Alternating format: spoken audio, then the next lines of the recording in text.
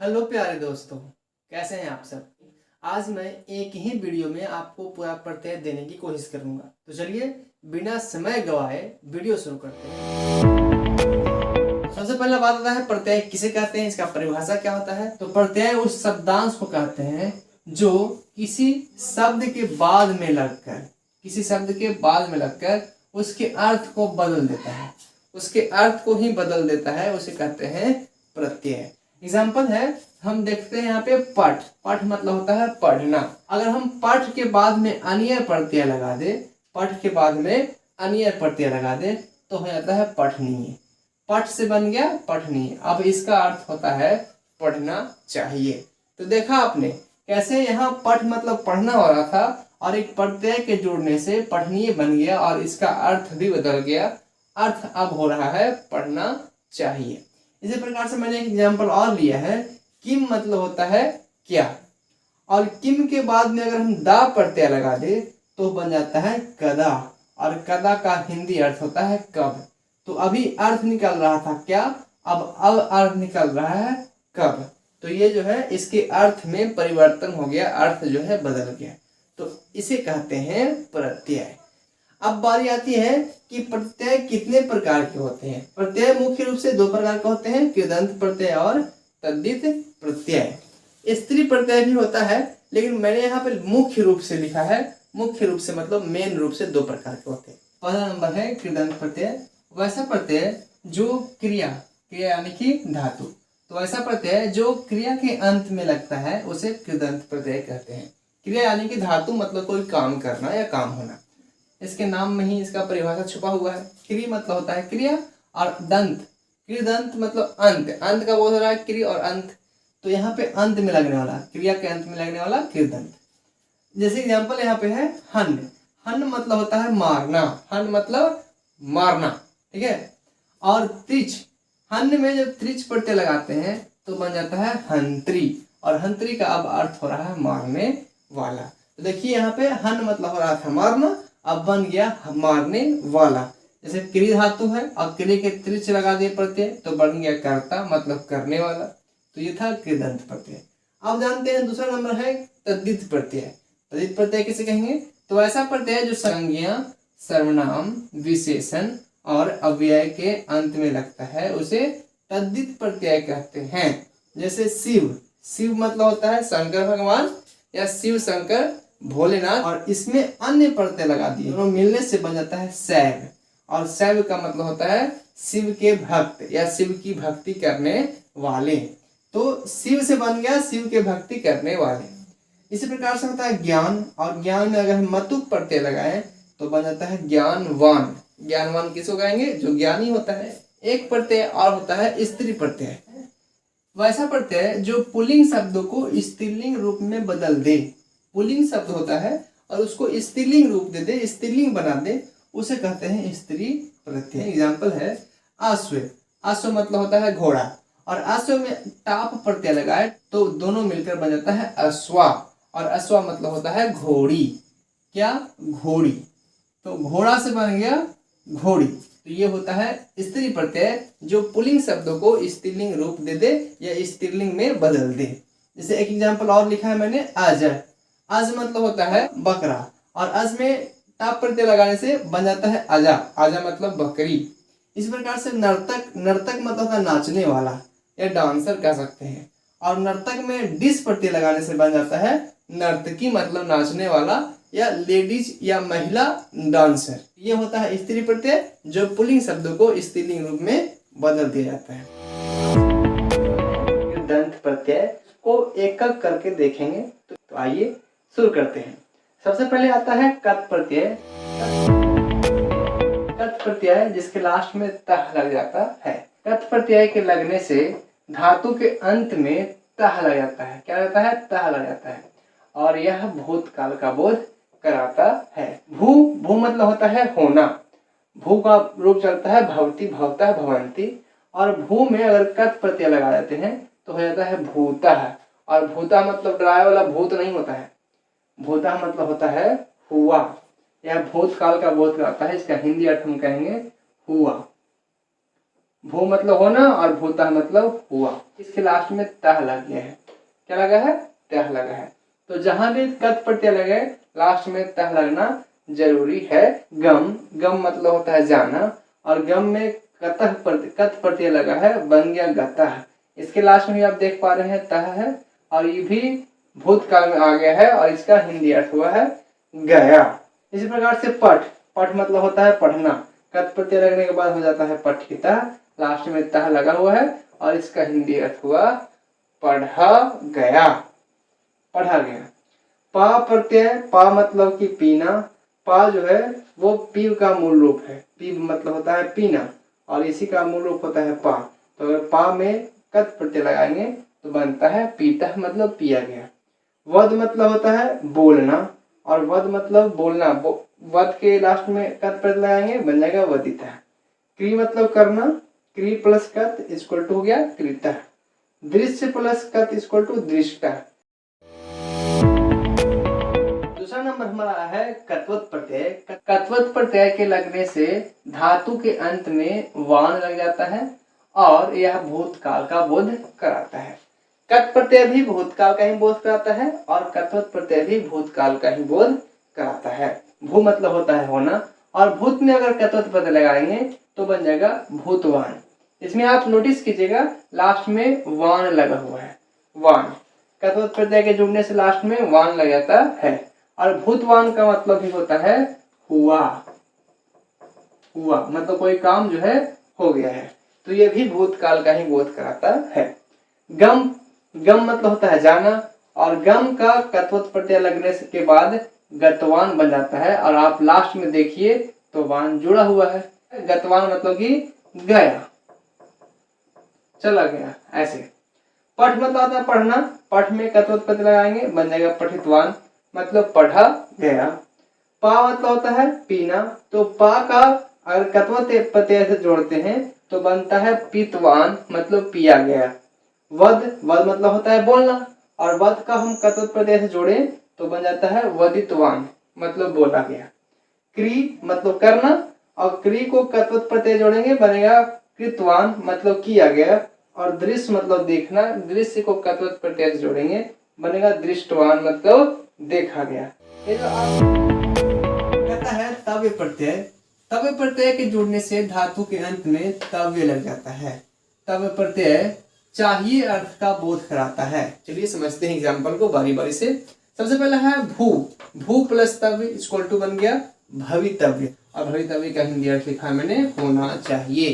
तो इस प्रकार से भव धातु के साथ तव्य प्रत्यय लगने के बाद लास्ट में तव्य जो है जुड़ गया है, तो आप इसको देखकर पहचान सकते हैं। गम धातु, गम मतलब होता है जाना, और गम में तव्य लगता है तो गंतव्य बनता है, और इसके लास्ट में आप देख पा रहे हैं तव्य प्रत्यय जुड़ा हुआ है। तो गम प्लस तव्य इक्वल टू गंतव्य, और इसका हिंदी अर्थ होता है जाना चाहिए। पठ धातु, पठ मतलब पढ़ना, पठ प्लस तव्य पठितव्य मतलब पढ़ना चाहिए। पा धातु, पा मतलब पीना होता है, इसका रूप चलता है पीव से, पा प्लस तव्य पातव्य मतलब पीना चाहिए।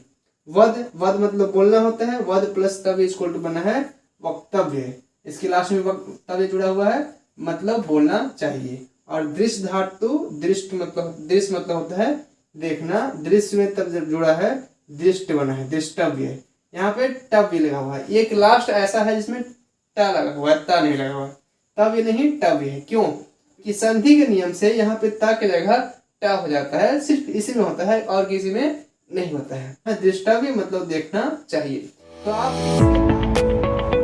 कि अन्य प्रत्यय के जोड़ने से धातु के अंत में नीय लग जाता है। क्या लगता है? नी, और अन्य प्रत्यय चाहिए अर्थ का बोध कराता है।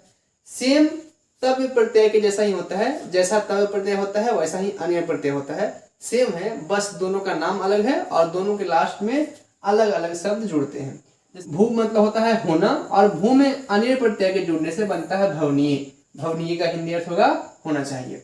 गम, गम मतलब होता है जाना, और गम में अन्य प्रत्यय से जुड़ने से बनता है गमनीय मतलब जाना चाहिए। पठ प्लस अन्य बनेगा पठनीय, पठनीय मतलब पढ़ना चाहिए। पा प्लस अन्य पानीय, पानीय मतलब पीना चाहिए। पच प्लस अन्य पचनीय, पचनीय मतलब पचाना चाहिए।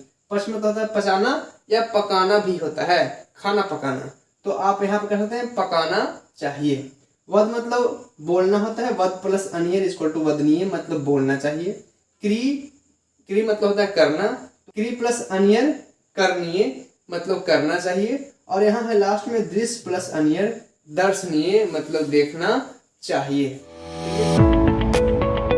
तुमुन प्रत्यय के लगने से अंत में तुम लग जाता है या जुड़ जाता है। जैसे एग्जाम्पल देखेंगे, कथ प्लस तुमुन, कथ, कथ मतलब होता है कहना, और कथ में अगर तुमुन प्रत्यय लगा दिया जाए तो बन जाता है कथितुम, लास्ट में इसके तुम लगा हुआ है। ये पहचानने का तरीका है। आप कैसे पहचानेंगे कि इसमें कौन सा प्रत्यय है, अगर आपको एग्जाम में पूछ दिया जाए तो बहुत ही सिंपल सा ट्रिक है कि आप लास्ट में देखिएगा, लास्ट में तुम लगा हुआ है तो मतलब तुमुन प्रत्यय लगा हुआ है।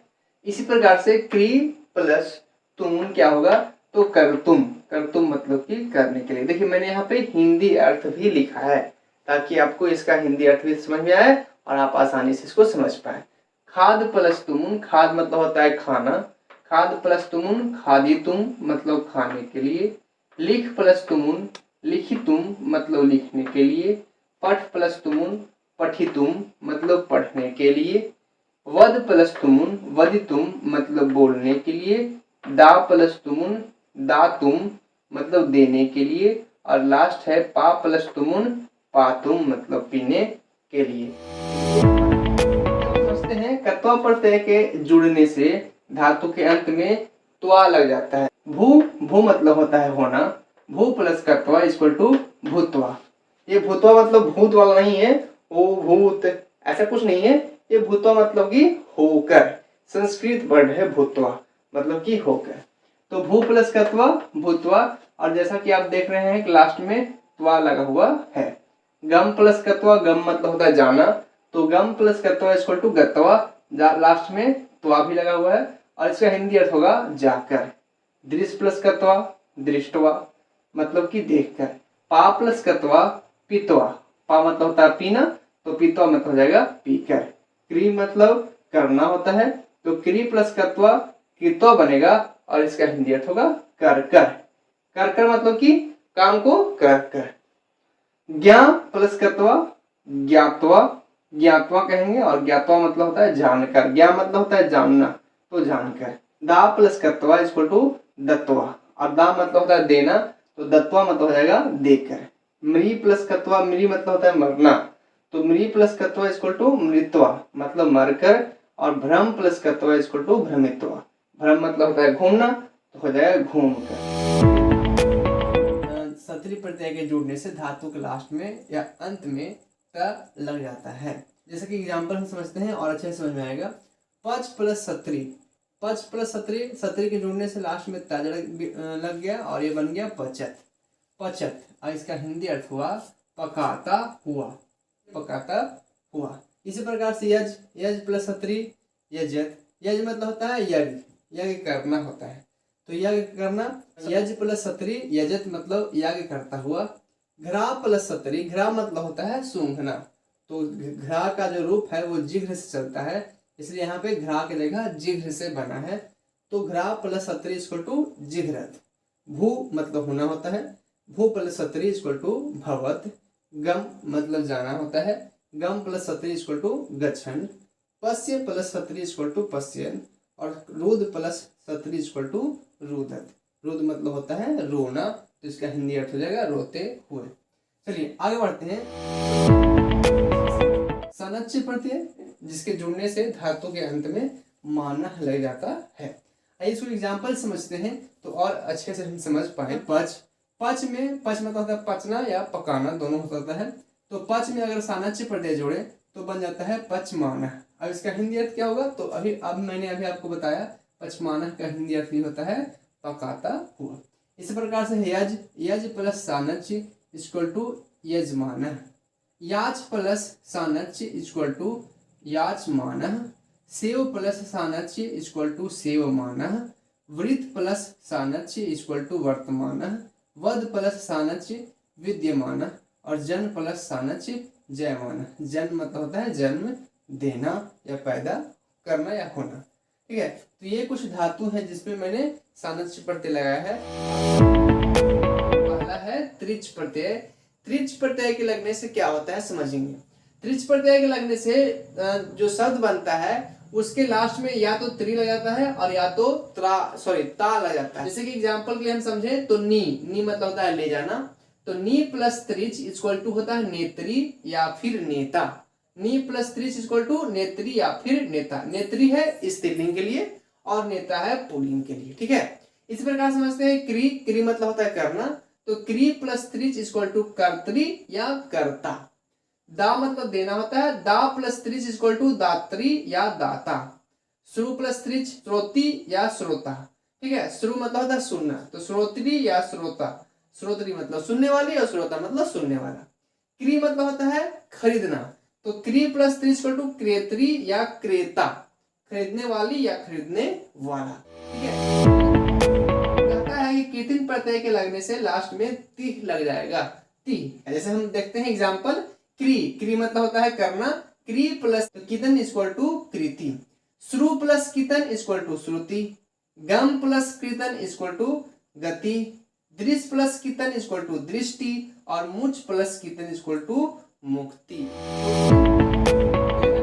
नवुल प्रत्यय जिसके जुड़ने से लास्ट में कह लग जाता है। जैसा एग्जांपल आप देख पा रहे हैं, क्री। क्री मतलब होता है करना, क्री प्लस नवुल इक्वल टू कारका। गय मतलब होता है गाना, तो गय प्लस नवुल इक्वल टू गायका। लिख मतलब होता है लिखना, लिख प्लस नवुल इक्वल टू लेखका। शिक्ष मतलब होता है शिक्षा देना या पढ़ाना, तो शिक्ष प्लस नवुल इक्वल टू शिक्षका। और सेव मतलब होता है सेवा करना, तो सेव प्लस नवुल इक्वल टू सेवका। तो जो यहाँ पे जितना भी प्रत्यय बने हैं, प्रत्यय से शब्द बने हैं, आप देख रहे हैं उसके लास्ट में कह जो है लगा हुआ है। घय प्रत्यय। घय प्रत्यय जिसके जुड़ने से लास्ट में आह लग जाता है। जैसे कि एग्जांपल समझते हैं, लभ मतलब होता है पाना, तो लभ प्लस घय इक्वल टू लाभ। युज प्लस घय इक्वल टू योग। पच मतलब होता है पकाना, पच प्लस घय इक्वल टू पाच या पाक। रम प्लस घय इक्वल टू राम। और देखिए यहाँ पे वी जो है वो उपसर्ग है। वी ये उपसर्ग है, तो पहले उपसर्ग जुड़ा रम में, तो वी प्लस रम, और उसके बाद प्रत्यय जुड़ा है घय प्रत्यय, तो वी प्लस रम प्लस घय इक्वल टू वीराम। क्योंकि अभी हम देखें रम और घय जुड़ता है तो रामा जुड़ता है, और इसी में वी जोड़ दिए तो विरामा हो गया, ठीक है। ये है नमुल प्रत्यय जिसके जुड़ने से शब्द के अंत में हलंत ना लगता है, और ये है नवुल प्रत्यय जिसके जुड़ने से शब्द के अंत में कह लगता है। तो दोनों में बहुत ही अंतर है। आप इसका नाम जो है थोड़ा सा गौर से पढ़िएगा, ध्यान से पढ़िएगा। ये है नवुल प्रत्यय और ये है नमुल प्रत्यय। नवुल प्रत्यय के जुड़ने से कह लगता है और नमुल प्रत्यय के जुड़ने से हलंत म लगता है। जैसे कि एग्जांपल में समझेंगे, पा प्लस नमुल पायम, दा प्लस नमुल दायम, अस्ना प्लस नमुल अस्नायम, श्रु प्लस नमुल श्रावम और भुज प्लस नमुल भोजम। तो हलंत म जो है सब में आया है, और इन तीनों में यम यम आया है। तो आप ये मत समझिए कि यम यम आता है या यम आता है, कहीं कहीं चेंज भी हो जाता है। ल्यप प्रत्यय के जुड़ने से लास्ट में या की मात्रा लग जाती है। जैसे कि एग्जांपल है भू। भू प्लस लप इक्वल टू अनुभूय। गम प्लस ल्यप इक्वल टू अगत्य। दृश्य प्लस लप इक्वल टू संदृश्य। पा प्लस लप संपिय और क्री प्लस लप इक्वल टू बिक्रिय। तो ये है ल्यप प्रत्यय। ल्यप प्रत्यय थोड़ा सा कठिन होता है क्योंकि इसका जो है कोई निश्चित रूल नहीं है, ये अपना रूप बदलते रहता है। तो टॉपिक है तद्धित प्रत्यय। इसके पहले हमने कृदंत प्रत्यय बहुत ही अच्छे से पढ़ा है। बहुत सारे तद्धित प्रत्यय होते हैं, लेकिन इसका सबसे पहले नंबर पे आता है अन प्रत्यय। अन प्रत्यय क्या कहता है, इसके बारे में हम डिटेल से जानने वाले हैं अभी। तो कहता है अन प्रत्यय, पांडु प्लस अन equal to Pandava. Pandu plus अन, पांडु एक व्यक्ति का नाम होता है, और पांडु में अन प्रत्यय के लगने से उसके वंशज का बोध कराता है। तो अन प्रत्यय जो है वो उसके वंशजों का बोध कराता है या उसके मानने वालों का बोध कराता है। जैसे कि रघु, रघु भी किसी व्यक्ति का नाम है, तो रघु प्लस अन equal to Raghav. Madhu plus अन equal to Madhav. Yadu plus अन equal to Yadav. Buddha plus अन इक्वल टू बौद्ध। जैसे शिव प्लस अन इक्वल टू शैव, जो शिव की पूजा करता है। वरिष्ठ प्लस अन इक्वल टू वरिष्ठ। बंधु प्लस अन इक्वल टू बांधव। मनु प्लस अन इक्वल टू मानव। मनु के संतान, या कह सकते हैं कि मानव जाति या मानवता। विष्णु प्लस अन इक्वल टू वैष्णव, वैष्णव उसको कहते हैं जो विष्णु की पूजा या आराधना करता है। तो ये जो अन प्रत्यय है या तो वंशज का बोध करता है या उसी से संबंधित उसका संबंध जताता है। दूसरा नंबर प्रत्यय है ठक प्रत्यय। ठीक है, तो ठक प्रत्यय इसमें मैंने लिख दिया है बगल में कि ठक प्रत्यय के जुड़ने से कह लग जाता है।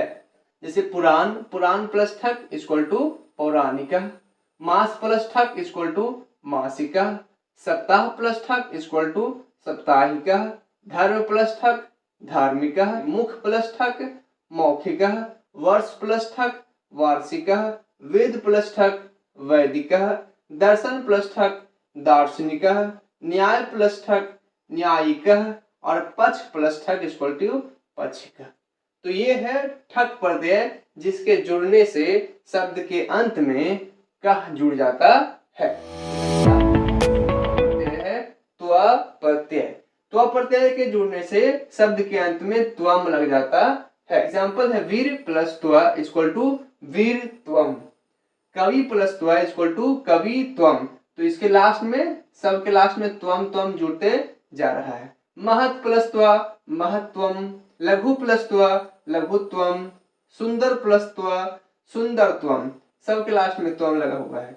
नर प्लस त्वा नरत्वम, पटु प्लस त्वा पटुत्वम, गुरु प्लस त्वा गुरुत्वम, पशु प्लस त्वा पशुत्वम, विदेश प्लस त्वा विद्वत्वम।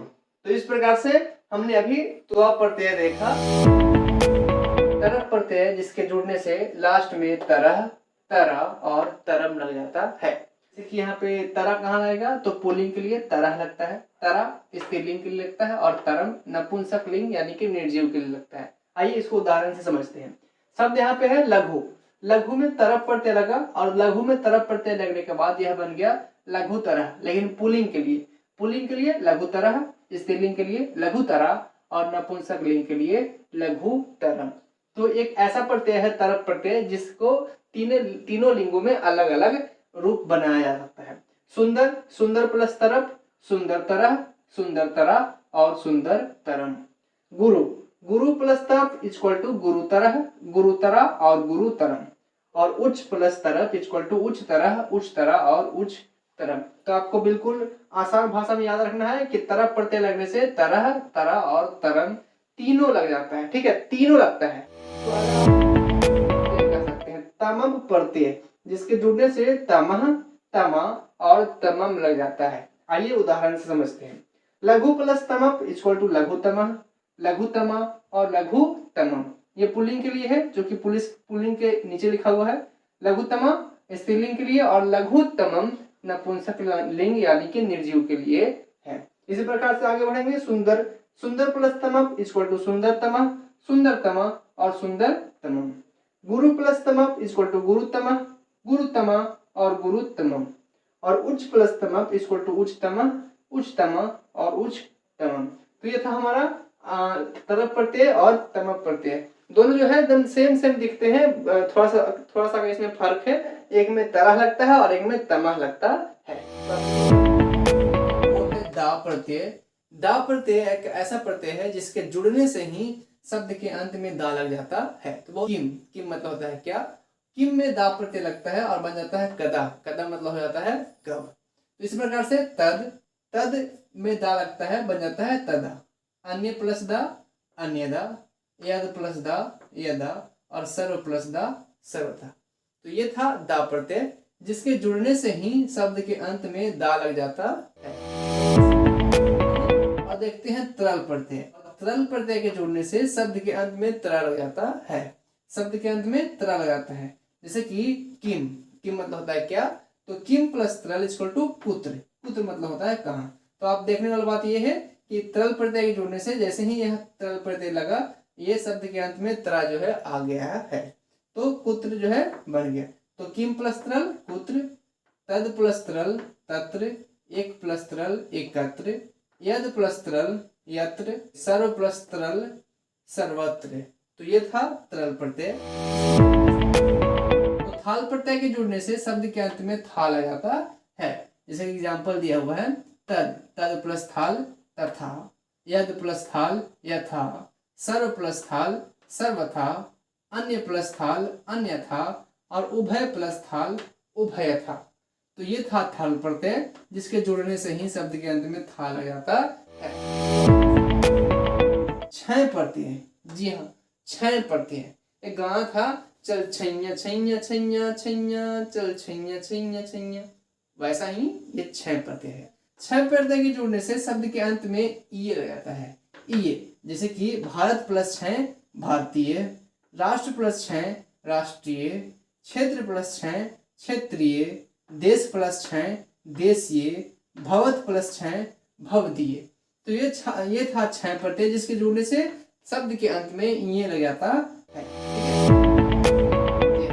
तल प्रत्यय, और इसके जुड़ने से शब्द के अंत में ता लग जाता है। जैसे कि लघु प्लस तल लघुता, पशु प्लस तल पशुता, मूर्ख प्लस तल मूर्खता, मानव प्लस तल मानवता, सभ्य प्लस तल सभ्यता। तो ये था तल प्रत्यय, जिसके जुड़ने से शब्द के अंत में ता लग जाता है।